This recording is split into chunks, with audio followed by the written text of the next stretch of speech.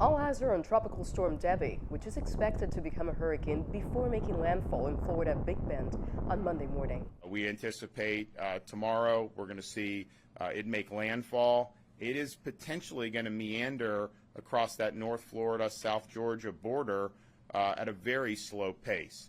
And so that means there's going to be a lot of water. You already have some of the rivers and the tributaries that are already high. You're going to end up with possibilities of flooding, not just in the next 2 days, but for many days afterwards.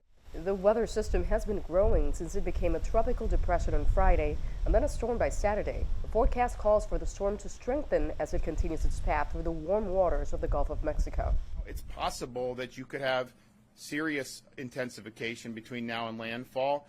It could get up to 85, 90, 95 mile an hour sustained wind. That is absolutely possible. That's nearly 145 kilometers per hour. Some northern counties in the state are already under voluntary and mandatory evacuations. But the winds are going to subside pretty quickly once it makes landfall, and then we're going to be into a catastrophic rain situation where we have situations in Florida that will receive 15, maybe as high as 20 inches of rain.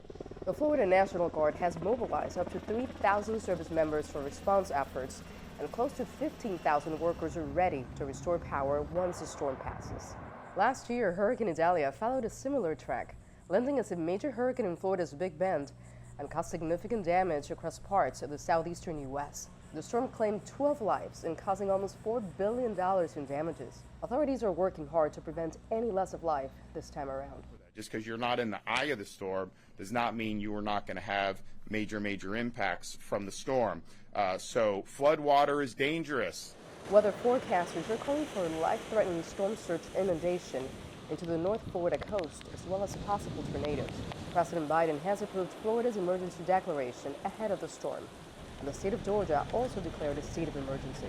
Debby will be Florida's first strike this 2024 hurricane season, and weather experts say it could become one of the worst ones on record. Nitza, Soledad, Perez, CGTN, Miami.